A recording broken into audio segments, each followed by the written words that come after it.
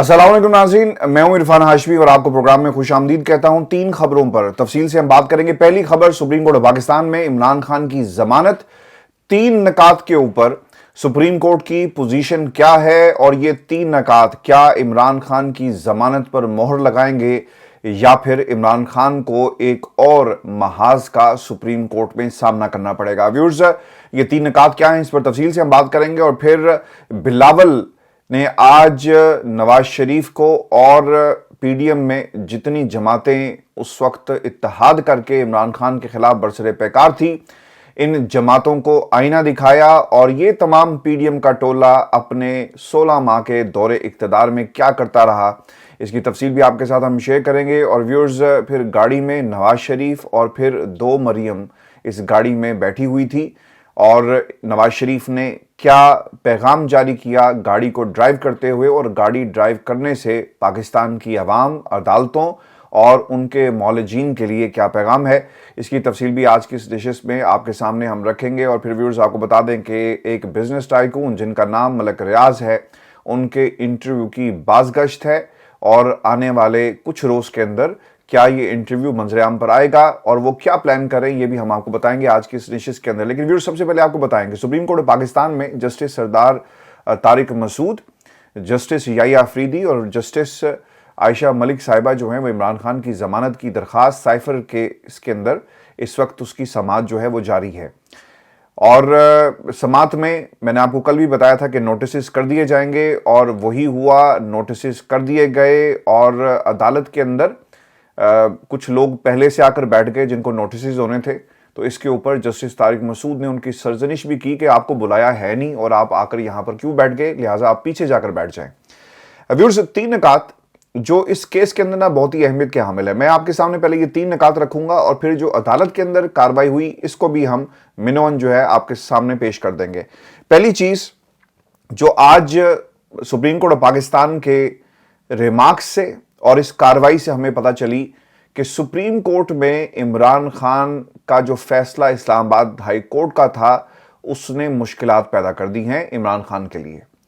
अब मैंने आपको कल भी ये कहा था कि जो सलमान अकरम राजा हैं, उनकी काबिलियत पर कोई शक नहीं, उन्होंने बड़े जेन्युइन सवाल पूछे, लेकिन जो इस्तदा की गई थी इस्लामाबाद हाई कोर्ट से, शायद वो जल्दी कर गए और वो इनकम्प्लीट इस्तदा थी, जिसका नतीजा ये निकला कि आपने एक मौका फराहम कर दिया और आपकी गुफ्तगू से और आपके रिमार्क्स से और आपके दलाइल से जो उस अदालत में दिए गए, ये तासुर, ये चीज़ एस्टेब्लिश हो गई कि भाई अगर लटकाना है ना तो किसी कायदे कानून के मुताबिक लटकाओ, लटका दो, सही लटकाना कोई मसला नहीं, हमें कोई इतराज़ नहीं, लेकिन कायदा और कानून फॉलो किया जाए और इमरान खान को लटकाना आपकी इस अदालत के हम रहमो करम पर छोड़ते हैं। मुझे सलमान अकरम राजा साहब के दलाइल से यही चीज़ मालूम हुई और हमने फिर देख भी लिया। आज जस्टिस तारिक मसूद साहब ने इसका भरपूर तरीके से इस्तेमाल भी किया और उन्होंने रिमार्क्स भी दिए कि जनाब जो कुछ इस्लामाबाद हाई कोर्ट में हो चुका है और जो फैसला आया, ये असल में आपके हक में नहीं है, बल्कि आपने तो निशानदेही कर दी कि कहां कहां पर गलतियां हैं, कहां कहां पर लकूनास और फ्लॉस छोड़े गए, और आपने उन्हें कहा कि जाओ जाकर इनको ठीक कर दो और फिर तुमने जो कुछ कर रहे हैं वो आप यानी अदालत जो है वो कर सकती है। जब ये फ्लॉस को दूर करके आप किसी बड़ी अदालत में जाएंगे तो फिर आप क्या मौक़िफ़ इख्तियार करेंगे कि हाँ जी, पहले गलतियां की गई, उसका अजाला कर लिया गया, वो दुरुस्त कर ली गई, अब इमरान खान को जो सजा दी गई वो बिल्कुल ठीक दे दी गई। यानी ये वो दलील होगी जिसका दिफा किसी अदालत के अंदर मौजूद नहीं होगा। और जस्टिस तारिक मसूद अंदर से शायद हंस भी रहे हों कि यार देखो, इन्होंने अपना केस जो है मजीद कमज़ोर कर दिया, इसीलिए उनसे रहा नहीं गया और उन्होंने बरजस्तगी में ये जुमला अदा किया कि आपको इस केस का फ़ायदा यानी फैसले का फ़ायदा नहीं हुआ बल्कि उल्टा नुकसान हो गया। चूँकि जो सुपीरियर कोर्ट्स होती है ना, वहाँ पर जाकर ये मामला उठाया जा सकता था कि जनाब देखें, प्रोसीजर्स को फॉलो नहीं किया गया, नुकसान किया गया, और आपने क्या किया, आपने उसकी दुरुस्तगी करवाकर अपने खिलाफ खुद ही से एक केस जो है उसे मैच्योर कर दिया। और अब ये केस जो है यकीनन जो तारिक मसूद साहब की बातों से ऐसे लग रहा है कि कल को जब हम फैसला करने जाएंगे तो हम किस किस्म का फैसला इस केस के अंदर कर सकते हैं। व्यूअर्स, पहला नुक्ता जो इस केस के अंदर हाईलाइट किया गया अदालत की तरफ से, आजम खान का इस केस के हवाले से कानूनी किरदार क्या था, उनके बारे में एफआईए ने इब्तदाई तौर पर अपनी इंक्वायरी रिपोर्ट में लिखा। ये सवाल पूछा गया था कि उनके किरदार के हवाले से ये फैसला बाद में किया जाएगा, मगर उन्होंने हर दफ़ा यानी जो फिर 164 का, नोट हर दफ़ा, 164 का बयान जो है वो बाद में रिकॉर्ड करवा लिया। फिर जब इमरान खान ने 28 मार्च को साइफर मामले पर इजलास बुलाया तो इसको अपने साथियों के साथ शेयर किया और इसके मिनट्स बना दिए, तो फिर ये लीक कैसे हो गया? ये बहुत ही इंपॉर्टेंट सवाल है कि जब उसे डीब्रीफ कर दिया गया, मीटिंग मिनट्स में एक चीज आ गई, साथियों के यानी काबीना के सामने रख दिया गया, एक मुल्क के खिलाफ साजिश होती है तो उस मुल्क के सरबराह ने ही उस पर एक्शन लेना था, बाहर किसी ऑपोजिशन के किसी फर्द ने या किसी और मुल्क के सरबराह ने उसके ऊपर एक्शन नहीं लेना था। उसका जिक्र, उसका उस खत का जो हवाला है वो मीटिंग मिनट्स का जो दिया गया। हाँ, मैं एक बात जरूर समझता हूं और आप अपनी राय भी इस पर इसका इजहार कर सकते हैं कि खान साहब की हुकूमत जाने से पहले ये खत आ चुका था और इमरान खान की हुकूमत को गिराने के हवाले से बात हुई। खान साहब फौरी तौर पर इस खत को लेकर पार्लियामेंट में चले जाते हैं और पार्लियामेंट के सामने इस खत को डीब्रीफ किया जाता है। पहले काबीना में करते और फिर पार्लियामेंट के सामने रखते कि हमारी हुकूमत को गिराने की कोशिश क्यों की जा रही है। और अगर ये मामला पार्लियामेंट में उठा दिया जाता तो फिर पाकिस्तान क्या किसी में भी, किसी अदालत में भी और किसी भी धड़े के अंदर और किसी भी शख्सियत के पास इतना मैंडेट, आईनी, कानूनी और वैसे जो मैंडेट हासिल कर लेते हैं ना, वो भी इस बात की इजाज़त नहीं दे सकता था कि एक चीज़ जो पार्लियामेंट के फ्लोर के ऊपर उठाई गई, आप उसको किस तरह जो है उसके खिलाफ कार्रवाई कर सकते हैं। लेकिन ये एक नुक्ता मेरे जहन में आया, इसलिए मैंने आपके साथ शेयर कर लिया। लेकिन व्यूअर्स, इसका मतलब ये नहीं है कि जो इमरान खान ने, जो सुप्रीम कोर्ट ये नुक्ता उठा रही है कि जब इसे डीब्रीफ कर दिया गया और मीटिंग मिनट्स बना दिए गए तो फिर ये किस तरह से खुफिया रहा। अगर साजिश करनी थी तो फिर 2-3 लोगों में करते, जिस तरह एक ऑडियो भी आई कि जिसपे कहा गया, खान साहब की एक मुबैना एक ऑडियो है जिसमें वो कह रहे हैं कि हमने इस पे खेलना है असद उमर को, तो ये वहीं तक मामला रहता, लेकिन ऐसा नहीं हुआ, बल्कि इसको डीब्रीफ किया गया, काबीना के सामने रखा गया और फिर काबीना ने उसकी एक जो अपनी राय थी उसके ऊपर उसका इजहार किया। अब खान साहब अगर ये लफ्ज़ इस्तेमाल करते हैं कि हमने खेलना है, तो यकीनन सियासतदान एक स्लैंग के अंदर एक अल्फाज का चुनाव कर सकता है, लेकिन इसका भी मतलब ये नहीं है कि इसे साजिश के तौर पर हम लें। तो किसी तरह से भी ये साजिशी एलिमेंट नहीं था, बल्कि जो साजिश पाकिस्तान की आवाम के साथ हुई, इमरान खान ने उसे काबीना में लेकर गए और फिर उसे डीब्रीफ किया गया। फिर साइफर का पर्चा, ये बहुत ही अहम नुक्ता है और ये सवाल पूछा गया कि साइफर का पर्चा 2022 में काटा गया और ऑफिशियल सीक्रेट एक्ट में तरमीम करके इमरान पर जाती मकासद के लिए साइफर को इस्तेमाल करने का इल्ज़ाम 2023 में लगाया जाता है, यानी 1 साल बाद ये मामला हुआ। पुराने केस पे नई दफात जो है वो कैसे लग सकती हैं? व्यूअर्स, एक सवाल जो इसी के साथ जुड़ा हुआ है कि जस्टिस तारिक मसूद साहब ने पूछा कि शरीक मुल्ज़िमान के किरदार का तयन कैसे हुआ। इस पर वकील सफाई ये कहते हैं कि असद उमर को छोड़ दिया गया और आजम खान को मुल्जिम से इस्तिगासा का गवाह बना दिया गया। अच्छा, अब जस्टिस जया अफरीदी साहब ने जो बातें कही वो भी बड़ी मजेदार हैं। वो ये कहते हैं कि पहले केस पर कहा कि आजम खान मुल्जिम है और इन पर इल्ज़ाम है कि इन्होंने मिलकर साजिश की।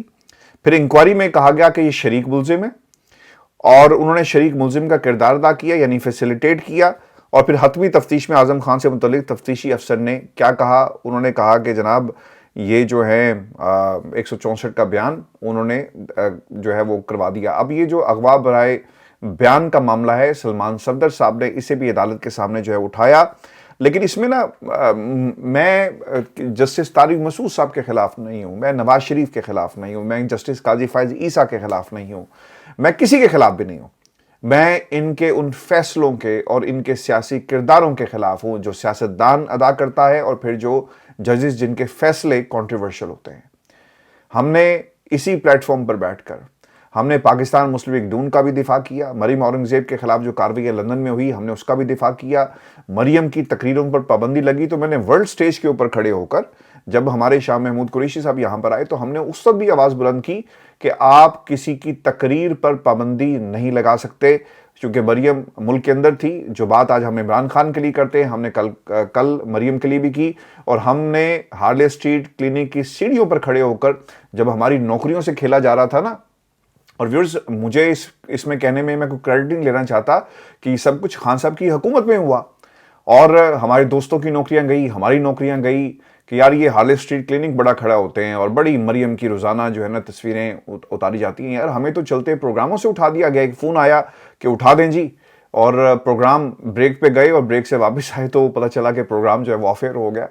تو سب کچھ ہوا. یعنی ہر حکومت میں صحافیوں کا استحصال ہوتا ہے، لیکن یہ تنقید کا مقصد صرف اصلاح کرنا ہے، اس سے کوئی فائدہ حاصل کرنا نہیں ہے. اگر فائدے حاصل کیے ہوتے تو آج پاکستان میں ہماری بھی کوئی گاڑیاں ہوتی، لندن میں بھی کوئی گاڑی ہوتی. ہم تو جب پاکستان جاتے ہیں وہاں پر بھی بسز میں، رکشوں میں، ٹیکسیز میں سفر کرتے ہیں. یہاں بھی ہمارے یہی حالات ہیں، ٹرینز کے اندر سفر کرتے ہیں. تو یہ فائدہ حاصل کرنا نہیں تھا، انصاف ہوتا ہوا نظر آنا چاہیے. لیکن سوری ٹو سے جسٹس طارق مسعود صاحب نے جو یہ بات کہی، بہت ہی عجیب سا ایک جملہ انہوں نے کہا. اور کیا کہا؟ وہ یہ کہتے ہیں کہ دیکھیں نا ایسے پھر سچ سامنے آتا ہے.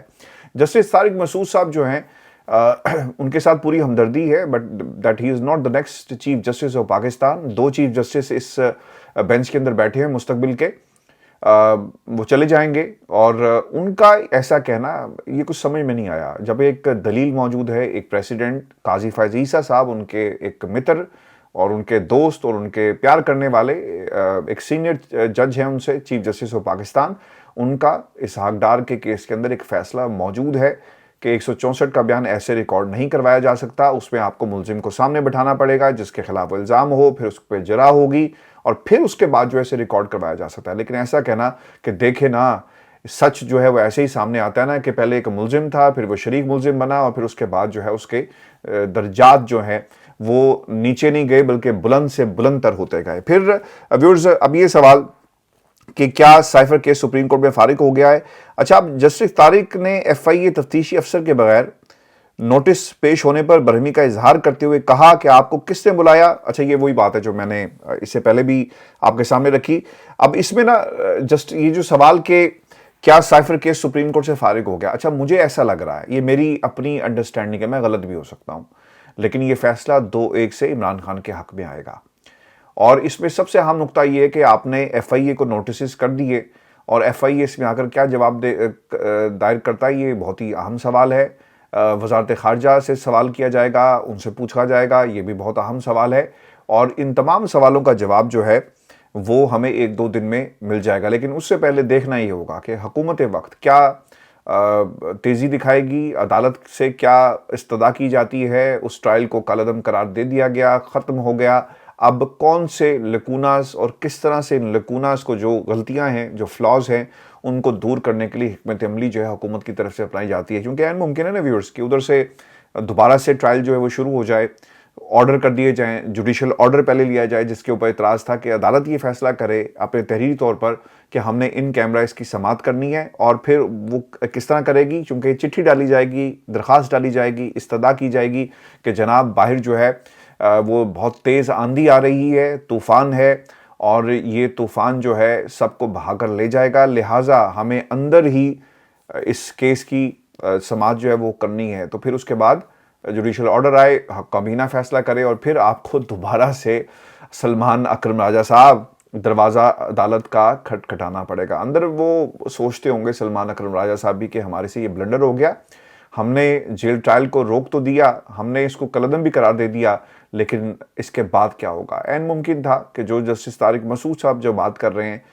اسے استعمال کیا جاتا، لیکن ٹرائل کو مکمل ہو لینے دیتے اور پھر اس کے بعد دیکھتے کہ آگے کیا فائدہ حاصل ہو سکتا ہے یا اس کا نقصان. ہمیں تو خیر نقصان ہوتا ہوا نظر آیا. ویورز اس کے اندر نا ایک اور چیز جو بہت ہی اہمیت کی حامل ہے اور میں آپ کے سامنے یہ بھی رکھ دیتا ہوں کیونکہ میں نے آج یہ نکات جو ہیں وہ لکھ لیے تھے. سپریم کورٹ آف پاکستان کی یہ ہیئرنگ ہے جس میں یہ تمام نکات جو ہیں اٹھائے گئے اور ڈاڈے لوگ ہیں جی مینوان آپ کو چیزوں کو ایکسپلین کرنا چاہیے کیونکہ خبر یہ آئی کہ ایک وکیل جو اس وقت لندن میں موجود ہیں ان کو بھی شو کاز نوٹس جو ہے supreme judicial council of Pakistan کی طرف سے کیا گیا اور جسٹس طارق مسعود صاحب کے معاملے میں یہ نوٹس کیا گیا. رولز کو فالو کرنا چاہیے اور بلا وجہ آپ کسی پر کیچڑ مت اچھالیں.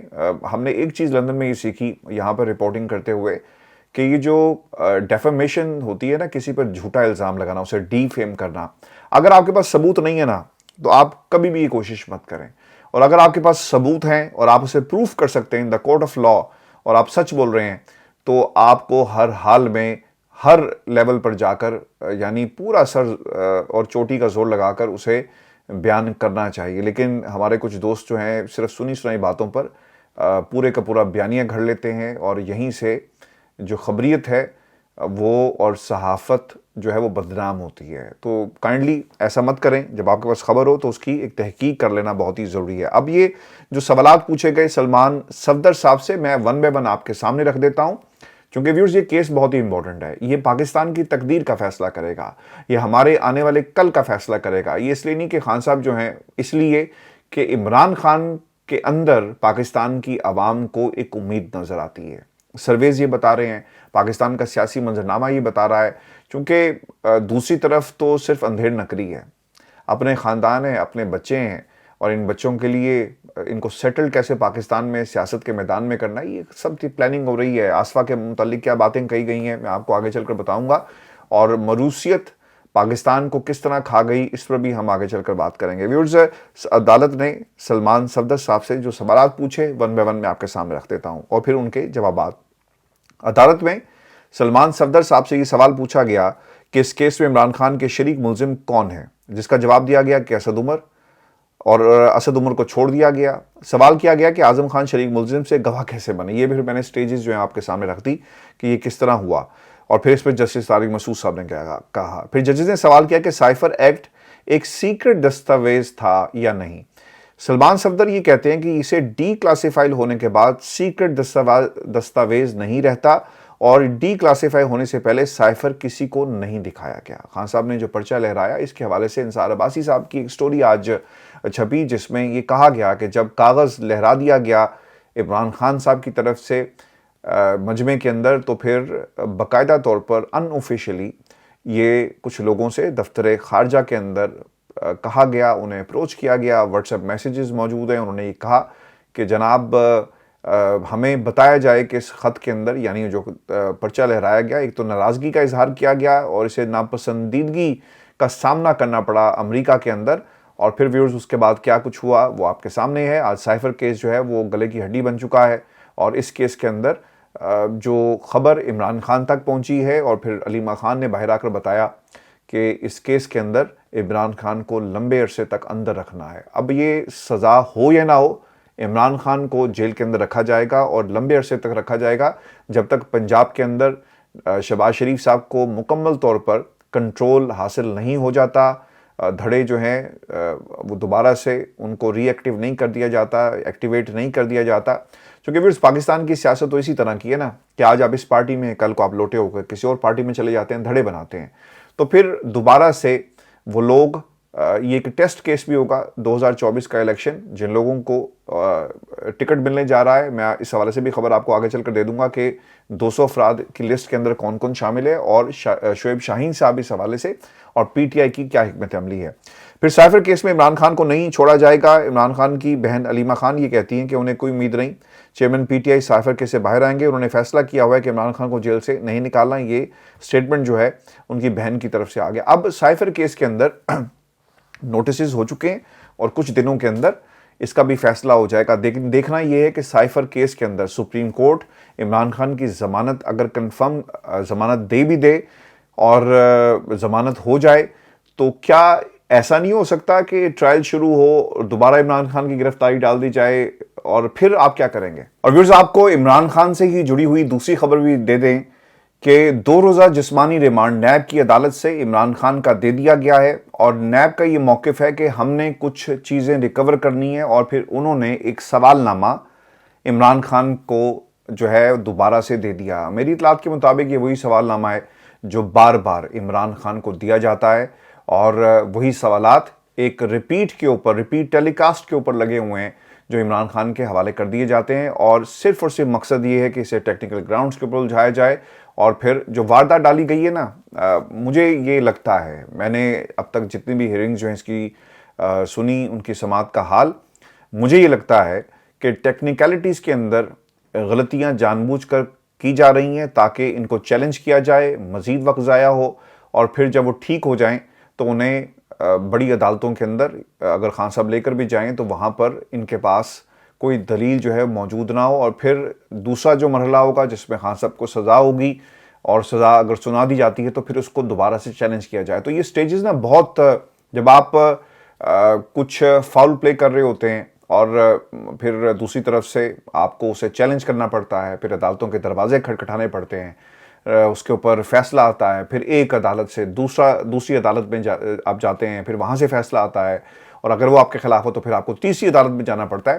تو پھر ہر نقطے پر جو ٹیکنیکلی ساؤنڈ نہ ہو، آپ کو عدالت ہی سے فیصلہ لینا پڑتا ہے تاکہ جو انصاف کے تقاضے ہیں پورے ہوں، تو پھر وقت تو ضائع ہوگا۔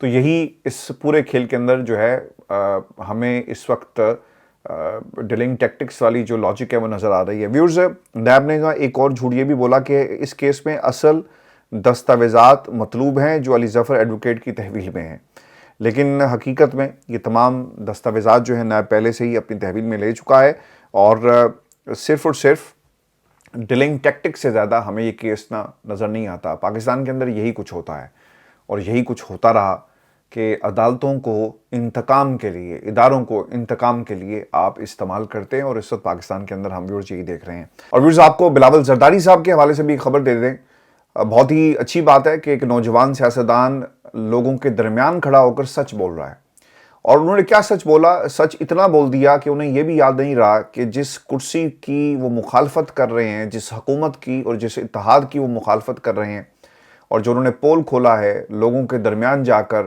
اور انہی لوگوں کے درمیان جا کر جب وہ اپنی باری being the prime minister of the country لینے کی کرتے ہیں، تو ان سے کچھ نہ ایک غلطی ہو گئی اور وہ کچھ زیادہ ہی سچ بول گئے۔ اور کیا یہ سچ کی عادت ہے یا پھر سلپ آف ٹنگ؟ انہوں نے کہا کہ 16 ماہ کی حکومت کے اندر پی ڈی ایم نے معیشت کا نعرہ لگایا لیکن فلاپ ہو گئے، مسلم لیگ نون جن کے ہم اتحادی تھے، جن کی ہم تعریفیں کرتے ہوئے نہیں تھکتے تھے، وہ نون لیگ سے مہنگائی لیگ بن گئی۔ پھر ہم نے ان کے خاندان پر تنقید کی، پھر ان کی سیاست پر تنقید کی، پھر ان کو پاکستان کی جو اسٹیبلشمنٹ کا آشرواد ہے اس کے اوپر تنقید کی، چونکہ یہ آشرواد ہمیں حاصل نہیں تھی۔ اور پھر شاید وہ یہ بھی بھول گئے کہ یہ وہی حکومت تھی جس کے وہ وزیر خارجہ تھے۔ انہوں نے یہ کہا کہ معیشت کا نعرہ لگایا، معیشت ٹھیک نہیں ہوئی، اور ہم کیا ایسا نہیں کر سکے کہ ہمیں جو خارجی محاذ تھا وہاں پر بھی کامیابی نہیں مل سکی۔ تو یہ سوال اپنے آپ سے پوچھیں نا، آپ کیوں لوگوں کو جا کر ذلیل کر رہے ہیں، ان سے پوچھ رہے ہیں اور ان کو یہ ایک طرح سے مشکل میں ڈال رہے ہیں کہ وہ یاد کر کے آپ کو بتائیں کہ آپ وزیر خارجہ تھے، اور اگر خارجی محاذ کے اوپر ناکامیاں ہوئی تو وہ آپ کی وجہ سے ہوئی، اور آپ نے جو کچھ کیا، جو غلطیاں دہرائی ہیں، اس میں آپ کا سارا جو غلطیوں کا پرندہ آپ پی ڈی ایم پہ ڈال رہے ہیں۔ اگر سب کچھ اتنا برا تھا تو ٹھوکر مارتے اس حکومت کو، پی ڈی ایم کی حکومت گرا دیتے اور کہتے کہ جاؤ شہباز شریف جا کر اعتماد کا ووٹ لو، اور ہم تمہارے ساتھ نہیں ہیں کیونکہ ہم حکومت نہیں کر سکتے کیونکہ تم فیل ہو گئے۔ آصف علی زرداری صاحب کے لیے شاید یہ آسان ہوگا نا آپ کہنا کہ حکومت کے مزے بھی لیے اور ہر قسم کے مزے لیے، اور مزے لینے کے بعد آپ کہیں گے یار ہم تو اس حکومت کا حصہ بن کے پچھتائے۔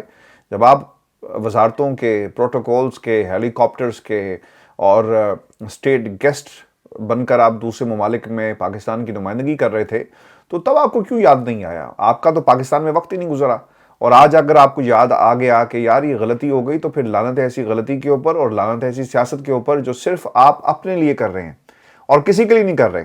یہ پاکستان کے بچوں کے لیے سیاست نہیں ہو رہی، یہ پاکستان کے نوجوانوں کے لیے سیاست نہیں ہو رہی۔ ہاں، یہ آپ کا حق ہے لوگوں میں کھڑے ہو کر لوگوں کو موٹیویٹ کرنا، لیکن سوال یہ پیدا ہوتا ہے کہ آپ کا ماضی اور آپ کے جو زیادہ دور نہیں، ماضی قریب کی میں بات کر رہا ہوں، جو کرتوت تھے 16 ماہ کی حکومت کے، آپ اس سے کس طرح دستبردار ہو سکتے ہیں؟ صرف کنفیشن سے جو ہے وہ ازالہ نہیں ہوگا، چونکہ ہم نے ویسٹ کے اندر ویورز یہ دیکھا کہ جب آپ لوگوں میں جا کر نا پلیج کرتے ہیں نا کہ جب ہمیں حکومت ملی تو ہم نوکریاں جو ہیں وہ آپ کو دیں گے، یا ہمیں حکومت ملی تو ہم موٹر ویز بنائیں گے، ہمیں حکومت ملی تو ہم جو ہے پاکستان کی معیشت کا نقشہ بدل کر رکھ دیں گے، تو پھر آپ کو کر کے بھی دکھانا پڑتا ہے، کیونکہ لوگوں کو پتا ہے کہ ہم کل کو گئے تو ہم نے ان سے کہا نا کہ یار چلو پہلے غلطی ہو گئی تھی، دوبارہ ایک موقع دے دو۔ تو یہاں پر برطانیہ میں یہ موقع نہیں ملتا آپ کو، اور ریزلٹس جو ہے نا ایک دم سے سوئنگ کر جاتے ہیں۔ تو پھر پاکستان کی عوام کو یہ جو چکمہ دیتے ہیں نا بار بار،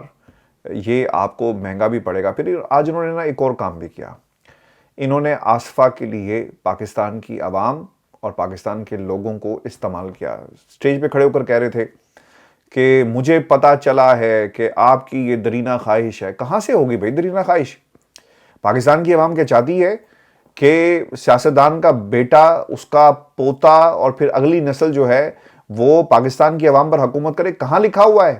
یہ 2023 کا پاکستان ہے بلاول، یہ وہ پاکستان نہیں جو آپ کے نانا نے بنایا، یا پھر وہ پاکستان جس کے اوپر آپ کے نانا جو ہیں وہ حکومت کرتے رہے، یا وہ پاکستان جو آپ کے نانا کے دور میں پاکستان جو ہے وہ 2 لخت ہو گیا۔ یہ وہ پاکستان نہیں ہے، 2023 کا پاکستان ہے۔ یہاں پر شعور کا جن جو ہے وہ بوتل سے باہر آ چکا ہے۔ لوگ سوچتے ہیں، سمجھتے ہیں، ان کے پاس خود سے فیصلہ کرنے کی جو صلاحیت ہے نا، وہ ایک موبائل فون ہے جو ہر وقت ان کو بتا رہا ہے کہ کیا سچ ہے، کیا غلط ہے۔ آپ کے بیانات یقیناً اگر اس وقت بھی آرکائیوز موجود ہوتی تو درجنوں نہیں ہزاروں ایسے بیانات ہوں گے جن پر آپ کے نانا نے یو ٹرن لیا، آپ کے بڑوں نے یو ٹرن لیا۔ آپ عمران خان کے بارے میں یا کسی اور کے بارے میں کہتے ہیں نا، تو کاش اس وقت بھی کیمرہ اور اس طرح سے آرکائیو چیزیں ہو رہی ہوتی تو لوگ نکال کر سوشل میڈیا پر آپ کو دکھاتے کہ ماضی میں آپ کے بڑے جو ہیں کیا کرتے رہے۔ پھر انہوں نے ایک اور کام یہ کیا ہے ویورز، اور بہت ہی عجیب سا کام یہ کیا ہے کہ آصفہ بھٹو کے لیے اب یہ جو مانگ رہے ہیں نا، یہ فیصلہ کس کا ہے؟ آبویسلی یہ ان کے اپنے گھر کا فیصلہ ہے۔ اور جب آصفہ کی تقریریں پہلی مرتبہ لانگ مارچ پہ وائرل ہوئی یا کروائی گئی یا انہوں نے آ کر خطاب کیا، تو لوگوں نے نا، یہ جو بڑے نام نہاد صحافی ہیں، انہوں نے کہنا شروع کر دیا کہ دیکھیں جی بی بی کی جھلک نظر آتی ہے۔ تو ہم نے چاٹنا ہے اس جھلک کو، ہم نے کیا کرنا ہے؟ ہمارا مسئلہ ایک ہے، پانی دو۔ ہمارا مسئلہ یہ ہے کہ تعلیم دو۔ ہمارا مسئلہ یہ ہے کہ پاکستان کی معیشت کو ٹھیک کرو۔ ہمارا مسئلہ یہ ہے کہ ہمارے بچے جو ہے نا کشتیوں میں کیوں مرتے ہیں، یہ پاکستان کی خوشحالی کے لیے مریں کیوں نہ؟ پاکستان کے اندر رہتے ہوئے اپنے خون پسینے سے جو ہے وہ ترقی کا راستہ پاکستان کی آنے والی نسلوں کے لیے کیوں نہ اختیار کریں اور راستہ کیوں نہ بنائیں؟ ہمارے بچے جو ہیں وہ اچھے مستقبل کی خاطر اپنی جانوں کو قربان کر رہے ہیں۔ یہ جانیں اتنی گئی گزری نہیں ہے کہ یہ اس طرح قربان ہو جائیں اور آپ کے بچوں اور پھر ان کے بچوں کے لیے قربان ہم کرتے رہیں۔ ہمارے مسائل کا حل جو ہے وہ آپ کو نکالنا پڑے گا، ادروائز آپ تقریریں کریں اور پاکستان کی عوام جو ہے کسی صورت بھی آپ کی یا کسی اور خاندان کی غلامی قبول نہیں کرے گی۔ ویورز، ایک ویڈیو نواز شریف صاحب کی بھی وائرل ہوئی اور اس ویڈیو کے اندر وہ بیٹھے ہوئے ہیں، بہت اچھی بات ہے۔ مجھے جو ویڈیو کو دیکھ کر خوشی یہ ہوئی ہے نا کہ مریم کو میں نے نا یہاں پر ہارلے اسٹریٹ کلینک کی سیڑھیوں پر روتے ہوئے دیکھا، میں آپ سے جھوٹ نہیں بول رہا، اور اپنی ماں کے لیے روتے ہوئے دیکھا، اور ان کے والد جب یہاں سے جا رہے تو ایک فیملی آپ کو بہت زیادہ دکھ آپ کو ان کی آنکھوں میں، ان کے باڈی لینگویج پر دونوں بچوں کے نظر آیا۔ حسن اور حسین دونوں کو میں دیکھتا تھا یہاں پہ، اور میں نے کئی ماہ یہاں کھڑے ہو کر رپورٹنگ کی، تو ایک مجھے فیل یہ ہوا کہ ٹھیک ہے، باپ بیٹی اکٹھے ہو گئے اور وہ اپنے اچھے دنوں کا ایک تذکرہ کریں۔ لیکن مجھے ایک چیز بتا دیں کہ آپ نے پاکستان کے بچوں کے لیے کیا کیا؟ یہ خاندان میں، میرا، ہمارا اس سے باہر نکلتے نہیں ہیں۔ آصفہ کی سیاست کو اب جو ہے نا وہ پر لگیں گے، اور آپ دیکھیے گا اسی طرح اس خاندان نے پاکستان کی عوام کے لیے کیا کیا۔ لوگ آج ٹی وی پر بیٹھ کر بہت سارے ملا جو ہے نا وہ کہتے ہیں کہ دیکھیں جی ترقی ایوب کے دور میں ہوئی اور نواز شریف کے دور میں ہوئی، تو بھائی اب ترقی آگے کرنی ہے کہ نہیں کرنی؟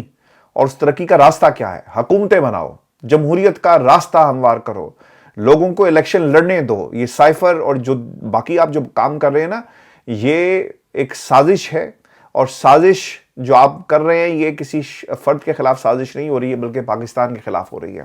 کاش وہ یہ کہتے ہیں نا اس ویڈیو کے اندر کہ مریم میرا دل کرتا ہے کہ پورا پاکستان جو ہے ایسی سڑکیں ہو جائیں، سب بالکل اسی طرح ہریالی جیسا مری کے اندر ہے، پورے پاکستان میں ایسی ہریالی ہو۔